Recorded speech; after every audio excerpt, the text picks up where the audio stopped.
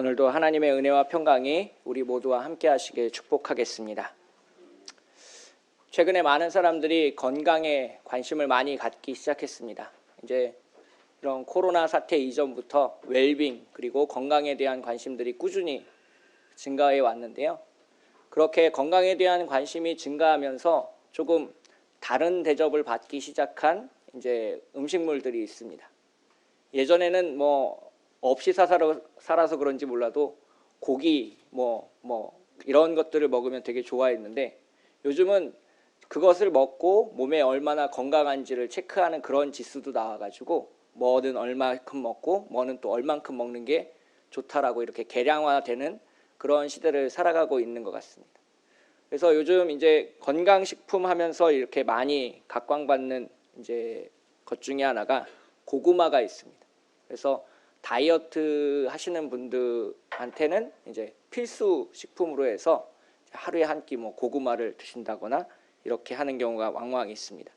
실제로 연예인들 같은 경우에도 그 아름다운 몸매를 유지하기 위해서 하루에 이제 고구마 한 개랑 방울토마토 몇 개 이렇게 드시는 분들도 꽤 많이 있습니다. 저희 집에도 최근에 이제 고구마가 등장하기 시작했습니다. 삶아 먹고 쪄 먹고 구워 먹고 여러 가지로 먹고 있는데요. 그렇게 고구마를 먹으면서 한 가지 이제 묵상을 하게 됐습니다. 이제 어린 시절에는 이제 고구마를 삶아 먹었거든요. 이렇게 삶아 먹고 그랬는데 요즘에는 기계가 많이 좋아져 가지고 이제 에어프라이어라는 게 이제 등장했습니다. 이제 젊은 이제 주부들이 가장 좋아하는 아이템 중에 하나인데 거기 안에 이제 삼겹살 같은 걸 송송송 잘라서 넣으면 기름기가 쫙 빠진 이제 삼겹살을 먹을 수 있어가지고 이제 아주 좋은 이제 요리 기구로 등장하고 있는데요. 실제로 이제 저희 집에 밤이 이제 선물로 들어와서 밤도 에어프라이에 이제 구워서 먹기도 하고 이제 고구마도 그렇게 먹기도 합니다. 편리하긴 한데 좀 아쉬운 것들이 있더라고요. 실제로 이 에어프라이어 같은 그 조리기구에 이제 고구마를 삶게 되면 그 안에 있던 수분이 다 날아가고 퍽퍽해지는 경험을 하게 됩니다. 실제로 그래서 이제 같은 고구마라도 더 맛있게 먹으려면 이제 옛날 방식으로 삶아서 먹든지 이제 정말 드럼통 같은 걸 구해가지고 군고구마를 해 먹으면 맛있지 에어프라이어에 바로 돌리니까 이제 수분이 다 빠지고 퍽퍽하고 맛이 없더라고요. 그래서 이제 같은 음식이라도 어떻게 먹는가에 따라서 우리가 이제 다르게 느낄 수 있다라는 것을 이해하게 되었습니다. 이제 오늘 본문 말씀을 보면서 똑같은 하나님의 말씀이라고 하더라도 우리가 어떻게 받아들이느냐에 따라서 다르게 반응할 수 있다라는 것을 알게 됐습니다. 오늘 본문 11절부터 14절까지는 예레미야가 이야기하는 부분입니다. 그래서 내용을 요약해 보면 예루살렘에 살던 사람들이 하나님을 찾지 않아서 멸망했으니 너희들은 온전하게 하나님을 찾았으면 좋겠다라는 이야기를 계속해서 반복하고 있습니다. 그래서 예루살렘을 떠나지 말고 그 자리에 머물러서 하나님을 예배하면서 어렵고 힘든 그 황무지 가운데서 주님을 예배하는 오늘을 살아가라라고 예레미야가 이야기합니다. 하지만 15절부터 마지막 19절까지는 그 애굽에 살고 있는 이 유다 사람들이 예레미야의 말을 거절하는 장면이 나옵니다. 당신의 말을 들었지만 우리는 그렇게 하지 않겠습니다라고 아주 단호하게 이야기하는 장면인데요. 이 두 부류의 사람, 예레미야와 남아있는 유다 사람들의 반응이 극명하게 달라지는 까닭에는 과연 예배란 무엇인가? 예배의 목적이 무엇인가라는 그러한 생각에 큰 차이가 있기 때문입니다. 그래서 예배의 목적을 올바로 이해했을 때 우리는 예레미야가 했던 말의 의미를 되새길 수 있고 그렇게 살아갈 수 있다라고 이야기하겠습니다. 그래서 제가 주보에도 적어 놓았는데요. 예배의 세 가지 목적을 이렇게 이야기했습니다. 첫 번째는 하나님을 찾는 것. 두 번째는 하나님의 말씀을 듣는 것. 세 번째는 하나님의 뜻에 나를 맞추어 가는 것이라고 이렇게 제가 주보에 좀 적어 보았는데요. 하나씩 이제 천천히 살펴보도록 하겠습니다. 예배라는 것은, 예배의 목적은 하나님을 찾는 것입니다. 왜 하나님을 찾는가? 하나님을 찾아야 되는 이유가 무엇인가? 라는 것을 이야기할 때는 두 가지를 이야기할 수 있습니다. 우리가 하나님을 찾는 목적, 우리가 하나님을 예배하는 목적의 두 가지는 감사하기 위해서와 우리의 죄를 고백하기 위해서입니다. 누가복음 15장 17절을 가보시면 이제 버림받은 둘째 아들 탕자가 다시 아버지께로 돌아가면서 그렇게 말하는 장면이 나옵니다. 내가 하늘과 아버지께 죄를 지었다라는 것을 깨닫게 됩니다. 지금 자신이 죄인으로 서 있고 아버지 앞에 가서 고백하지 않으면 안 되는 벅찬 마음이 있다라는 것을 둘째 아들 탕자가 고백하는 장면이 나오는데요. 바로 그것이 예배의 목적입니다. 우리의 죄를 고백하기 위해서 하나님을 찾는 것입니다. 주일 예배마다 매번 이렇게 참회의 기도를 반복해서 드리고 있는 까닭도 그것입니다. 예배의 목적이 우리의 죄를 하나님께 고백하기 위해서이기 때문입니다. 그래서 아무도 모르고 아무한테도 말하고 싶지 않지만 하나님만 아시는 그 나의 죄들을 온전히 고백하는 것이 예배의 첫 번째 목적입니다. 그 첫 번째 목적과 더불어 감사의 목적도 있습니다. 우리는 감사할 때 하나님을 찾아야 됩니다. 지난주에 살펴보았던 열 나병 환자 이야기에서 사마리아 사람 한 사람만이 예수님께로 돌아오는 장면이 있었습니다. 누가복음 17장 15절 16절을 읽어보시면 그 한 사람이 돌아오면서 이렇게 묘사되는 장면이 있습니다. 큰 소리로 하나님께 영광을 돌리며 돌아와 예수의 발 아래 엎드려 감사하니라고 되어 있습니다. 즉 사마리아 사람 한 사람, 나병에서 온전히 치유받은 그 사람 한 사람만이 예수님 앞에 나와 감사하는 예배를 드렸던 것입니다. 즉 우리가 예배하는 목적의 가장 큰 첫 번째 목적, 즉 하나님을 찾는 목적은 감사하기 위해서입니다. 오늘을 살아갈 수 있음에 감사, 그리고 이 자리에 나와서 함께 예배드릴 수 있음에 감사, 그리고 우리가 잃어버리고 있었던 그 감사의 기도 제목을 가지고 주님 앞에 나아가 엎드리기 위한 것이 바로 예배의 목적입니다. 느헤미야 8장에 가보시면 하나님의 말씀을 들은 백성들의 반응을 그렇게 묘사하고 있습니다. 하나님의 말씀을 듣고 나서 흐느끼며 울며 무릎을 꿇고 예배하는 장면이 나옵니다. 즉 예배라는 것은 우리에게 주신 하나님의 감동에 의해서, 하나님의 은혜에 의해서 우리가 가만히 앉아 있을 수 없고 지정된 장소, 지정된 시간에 가서 그 하나님을 향해서 무릎 꿇고 경배하며 감사하고 우리의 죄를 고백하는 것, 이것이 예배의 가장 큰 첫 번째 목적이 되겠습니다. 예레미야는 그래서 하나님께 초점을 맞추라라고 분명하게 이야기하고 있지만 오늘 본문에 등장하는 그 말을 듣는 사람들은 초점이 하나님을 향해 있지 않습니다. 초점이 나를 향해 있기 때문에 그렇습니다. 거울을 보고 나를 바라보는 것처럼 나의 생활, 나의 생각만 중요하기 때문에 하나님을 찾지 않고 하나님을 예배하지 않는 것입니다. 오늘날 한국 기독교가 그리고 세계 기독교가 이렇게 쇠퇴해진 원인 중에 가장 큰 원인은 사람들이 하나님을 찾기보다는 자기 자신을 찾기 시작했기 때문입니다. 내가 미래에 무엇을 할 수 있을까를 고민하고 내가 오늘 최선을 다하면 어떤 사람이 될까를 고민하기 시작하면서부터 하나님을 찾지 않기 시작했습니다. 우리는 이것을 영적 나르시즘이라고 합니다. 나르시즘은 거울, 물속에 비친 자신의 모습을 너무 사랑해서 그 호숫가에 빠져 죽는 그 그리스 로마 신화 속의 사람을 지칭하는데, 오늘날 하나님을 찾지 않는 사람들의 모습이 그렇게 호숫가에 비친 자신의 모습을 보고 물에 빠져 죽는 그러한 영성의 모습을 가지고 있다라는, 그래서 우리는 하나님을 찾는 예배의 목적이 온전히 회복될 때 주님의 크신 은혜를 맛볼 수 있고 하나님과 함께할 수 있습니다. 오늘도 하나님을 찾아 예배하시는 우리 모두가 되시기를 축복하겠습니다. 하나님을 예배하는 두 번째 목적은 말씀을 듣는 것입니다. 보통 이렇게 말씀을 듣는다고 하면 좀 제가 말하고 있는 설교를 잘 듣는 걸로 이야기하시거나 생각하시는데요. 저는 그렇게 생각합니다. 하나님의 말씀은 설교보다 훨씬 더 큽니다. 하나님의 말씀은 우리가 함께 기도할 때도 찾아오고요. 우리가 함께 찬양할 때도 찾아오고요. 어느 날 갑자기 운전을 하다가 길을 가다가도 하나님의 말씀은 우리를 찾아옵니다.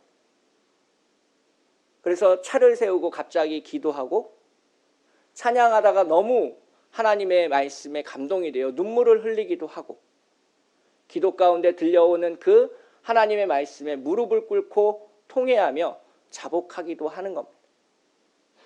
그래서 하나님의 말씀을 듣는다는 것은 꼭 지정된 시간, 지정된 장소에서 지정된 목사님의 이야기를 듣는 것만이 하나님의 말씀은 아닙니다. 하나님의 말씀은 그것을 훨씬 뛰어넘어서 우리와 함께 하시는 임마누엘의 하나님께서 내가 너와 함께 있다. 내가 너를 구원할 것이다. 내가 너를 안아줄 것이다. 내가 너와 동행할 것이다 라는 그러한 약속의 말씀들을 우리에게 들려주는 확실한 은혜를 경험하는 것을 하나님의 말씀을 듣는 것이다 라고 이야기하고 있습니다. 이 좋은 하나님의 말씀을 듣기 위해서 우리가 해야 되는 것이 있습니다. 바로 우리 몸과 마음을 정결하게 하는 것입니다. 오늘 우리가 함께 부른 찬양 가운데 그런 가사가 있습니다. 새 부대가 되게 하여 주사 온전하게 해달라는 그러한 기도를 하는데요. 바로 하나님의 말씀을 온전히 받아들이기 위해서 우리가 깨끗하여지고 정결하여질 필요가 있습니다. 그래서 제가 금요일, 토요일에 가장 중점적으로 놓고 신경 쓰는 것 중에 하나가 평안함입니다. 세상의 문제, 세상의 고민, 가족의 문제, 가족의 고민을 가지고 하나님 말씀을 묵상하면 잘 들리지 않습니다. 갑자기 누군가한테 전화해야 될 것 같고요. 누군가를 향한 미움의 마음을 쏟아내야 될 것 같고 그러한 문제가 온전히 해결되지 않으면 하나님의 말씀을 온전히 받아들이고 묵상하기가 매우 힘듭니다. 우리의 삶 속에서도 마찬가지입니다. 새벽 기도를 해보시거나 큐티를 해보시면 평안한 마음으로 하나님의 말씀을 읽는 게 얼마나 중요하다는 것을 깨달을 수 있습니다. 코로나 시대라서 이제 성경 공부를 많이 못하니까 제가 요즘 이제 성경을 쓰기 시작했어요. 요즘 많은 분들이 이제 성경 필사를 많이 하시더라고요. 집에서 아무도 안 만나고 할 수 있는 성경 공부가 뭐가 있을까를 고민하시다가 뭐 시편의 말씀을 쓰시는 분들도 있고 또 신약의 말씀을 쓰시는 분들도 이제 있습니다. 그런 것에 이제 제가 도전을 받아가지고 저도 요즘 이제 하루에 한 장씩 이제 말씀을 쓰기 시작했는데 말씀을 쓸 때 느껴지는 게 있습니다. 평안한 마음을 가지고 쓰지 않으면 글씨가 자꾸 틀립니다. 딴 생각하다가 필사를 하니까 이제 어미나 조사 같은 거, 받침 같은 것들이 자꾸 어긋납니다. 그래서 온전하게 한 장을 깨끗하게 써내려가기 위해서는 정말 기도를 많이 하고 평안한 마음으로 써야 된다라는 것을 이제 알게 되었습니다. 하나님의 말씀도 마찬가지입니다. 정말 좋은 말씀, 우리 몸에 그리고 우리의 영성에 도움이 되는 말씀을 받기 위해서는 우리 자신이 깨끗해져야 돼요. 아무리 좋은 음식이라도 더러운 접시에 담긴 음식을 먹을 수는 없습니다. 그래서 우리는 먼저 하나님의 말씀을 받을 그릇, 접시, 우리의 몸과 마음을 정결하게 하여서 그렇게 나아갈 필요가 있습니다.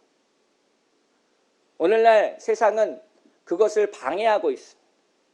하나님의 말씀을 온전히 듣는 것을 방해하기 위해서 우리 주변에 많은 일들이 일어나고 혼란스럽고 고민과 걱정은 늘 주어져 있습니다. 그 고민과 걱정과 문제에 사로잡히면 우리가 하나님의 말씀을 온전히 들을 수 없습니다. 하루에 30분, 1시간만이라도 모든 것을 다 내려놓고 주님의 말씀과 함께하는 시간이 있을 때에 우리는 좀 더 쉽게 하나님의 말씀을 경험할 수 있습니다. 이 하나님의 말씀을 듣기 위해서 두 번째로 중요한 것은 하나님과의 관계를 잘 맺는 겁니다. 주님 앞에 서운한 건 없는지, 주님 앞에 원망스러운 것은 없는지, 주님이 내 기도를 들어주지 않아서 막혀있는 것은 없는지 살펴보는 것. 친한 친구여야 말을 편하게 할 수 있잖아요. 오랜만에 만난 사람한테 속 이야기를 다 털어놓기는 쉽지 않습니다. 하나님과의 관계에서도 마찬가지입니다. 우리가 하나님과의 친밀함을 유지해야 하나님이 쉽게 말씀을 건네실 때 우리가 오해하지 않고 그러한 것들을 받아들일 수 있게 되는 겁니다. 현대사회의 가장 큰 문제점 중에 하나가 관계가 깨어진다는 겁니다. 옛날에는 온 마을 사람들이 함께 잔치를 벌이고 그 집에 가서 부침개도 부치고 이제 국도 같이 끓여서 먹고 결혼식을 한 번 하면 온 마을 사람들이 함께 모여서 기뻐하고 즐거워했는데 요즘에는 옆집에 누가 살고 있는지 잘 모르는 그러한 시대를 살아가고 있습니다. 즉 현대사회는 그러한 관계를 단절시킴으로 인해서 더 많은 고독을 느끼고 외로움을 느낄 때 물질로 채우라고 자꾸 이야기하고 있습니다. 더 좋은 사람이 되기 위해서 더 비싼 옷을 입고 더 멋있는 사람이 되기 위해서 성형수술을 하고 그러한 것들로 물질로 자꾸 채움으로써 자신의 고독과 외로움을 하나님과의 관계에서 푸는 것이 아니라 내가 돈을 주고 살 수 있는 것들로 해결하라라고 이야기하고 있습니다. 옛날에는 교회가 마을 중앙에 있어서 십자가가 제일 높이 있었습니다. 그래서 어느 집에 살아도 마을 중앙에 있는 그 십자가를 바라보면서 기도하기가 매우 쉬웠습니다. 근데 요즘은 그 십자가를 아파트가 다 막았습니다. 우리 교회 오는 길도 보시면 정말 여기 교회가 있다라고 생각해 올라가야 십자가를 볼 수 있지 가는 길에 이렇게 쳐다보면 절대 십자가가 보이지 않습니다. 하나님보다 더 높아진 아파트들이 그리고 건물들이 십자가를 자꾸 가리고 첨탑이 무너질 것을 위험하다고 이야기하면서 십자가를 자꾸 내리라라고 교회한테 이야기하고 있는 그러한 상황입니다. 텔레비전을 보십시오. 명상, 요가에 대한 내용들은 텔레비전에 아주 우호적으로 다루고 있습니다. 하지만 유독 교회에 대한 이야기만은 부정적이라든가 혹은 근심과 걱정에 대한 이야기들만 자주 방송되는 것을 볼 수 있습니다. 하나님과의 우리의 관계를 깨워놓기 위한 교묘한 술책 중에 하나가 아닌가 저는 개인적으로 그렇게 생각하고 있습니다. 그래서 우리가 하나님의 말씀을 온전히 듣기 위해서는 우리의 몸과 마음을 깨끗하게 하고 또 두 번째로 하나님과의 관계를 올바로 설정할 필요가 있습니다.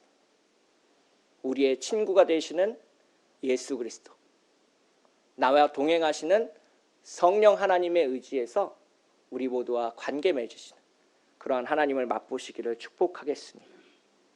그래서 로렌스 형제는 하나님의 임재라는 책에서 그렇게 얘기했습니다.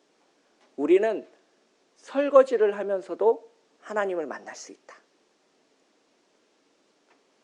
무슨 일, 어떤 일을 하느냐가 중요한 것이 아니라 누구와 함께 하느냐, 누구를 위하여 하고 있느냐가 중요하다라고 이야기하고 있습니다.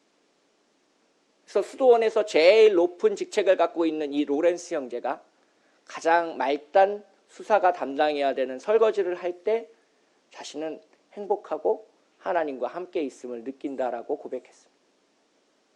저는 예배가 이 교회당을 넘어서 우리의 삶 전체에 퍼져야 된다라고 생각합니다. 일주일에 한 번, 1시간 이 장소에서 드리는 것이 예배가 아니라 우리가 일주일 내내 드리는 그 삶 전체가 예배가 되는 것. 내 삶에 80평생 거쳐가는 내 삶 전체가 한 번의 예배가 돼서 그 예배를 하나님이 기뻐 받으시는 것. 이것이 진정한 예배가 아닌가 그렇게 생각해 봅니다. 우리의 삶이 거룩해져야 되고요. 우리의 몸과 마음이 거룩해져야 되고요. 주님과 함께하는 그 아름다움이 내 삶에서, 입에서, 그리고 내가 행동하는 모든 것에서 나타나는 예배. 언제 어디서든 주님께 돌아와 다시 무릎 꿇고 주님께 감사하며 기도하며 하나님께 영광을 돌리는 그러한 예배.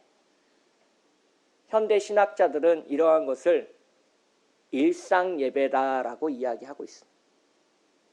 이제는 주일 예배를 넘어서 일상 예배가 되어야 우리가 하나님의 거룩하심을 세상 속에 드러낼 수 있다라고 이야기합니다. 한국교회가 많은 사람들이 어렵다라고 이야기합니다. 내리막길을 걷고 있다라고 얘기합니다. 실제로 수치상을 따져보면 2008년부터 지금까지 대략 40만의 기독교 인구가 교회를 떠났습니다. 객관적인 수치로만 봐도. 그렇게 어려운 상황 속에서 우리는 무엇을 하고 무엇을 소망해야 됩니까? 바로 예배를 소망하고 일상의 예배로 나아가야 된다라고 오늘 본문을 통해서 말씀드리고 싶습니다. 하나님은 예레미야를 통해서 너희가 힘들고 어려울지라도 황무지 같은 예루살렘에 남아 하나님을 예배하라라고 이야기했습니다. 어렵고 힘들다고 해서 그곳을 떠나지 말고 바벨론이 쳐들어올까 두려워하며 애굽으로 도망가지 말고 그곳에 남아 주님이 이곳에 다시 돌아오게 하실 것을 믿고 오늘을 살아가라라고 예레미야는 이야기하고 있습니다. 그것이 일상 속에서의 예배이고 삶의 거룩함입니다. 하지만 지금 바드로스로 도망간 유다 사람들은 그렇지 못했습니다. 하나님을 찾지 않았고 하나님의 말씀을 듣지 않았습니다. 그들의 삶의 중심에는 하나님보다 자기 자신이 더 컸기 때문입니다. 예배의 목적 첫 번째, 하나님을 찾는 것. 예배의 목적 두 번째, 하나님의 말씀을 듣는 것. 이제 마지막 세 번째, 가장 어려운 겁니다. 하나님의 뜻에 나를 맞추어 가는 것입니다. 예배 시작할 때부터 음식 얘기를 했으니까 음식 얘기로 좀 쉽게 풀어보겠습니다. 친구 결혼식에 가서 좋다라고 해서 뷔페를 다 먹었습니다. 맛있게 먹었습니다. 집에 와서 배탈이 나왔습니다. 우리는 그 음식을 좋은 음식이라고 하지 않습니다. 아무리 좋은 음식을 먹고 나서도 우리의 몸이 건강하지 않다면 그것은 건강한 음식이 아닙니다. 좋은 음식이 아닙니다. 예배도 마찬가지입니다. 우리가 일주일에 한 번 1시간 이곳에서 모이는 예배가 아무리 거룩하다고 해도 그 예배가 끝나고 돌아가서 우리의 가정에서, 직장에서, 삶 속에서 아무런 변화가 없다면, 건강하지 않다면 그것은 좋은 예배가 아닙니다. 유진 피터슨 목사님이 자신의 자서전에서 그런 고백을 한 적이 있습니다. 26년 동안 그분이 한 교회를 담임하면서 목회를 하셨는데요. 20년 동안 자기 교회에 끊임없이 한 주도 빠지지 않고 출석한 이제 교수님이 한 분 계셨습니다. 물리학과 교수님이었고 아주 유명한 교수님이었습니다. 그 교수님이 예배가 끝날 때마다 이 유진 피터슨 목사님한테 와서 설교가 좋았습니다. 오늘 은혜 많이 받았습니다. 라고 이야기하셔서 우쭐하셨답니다.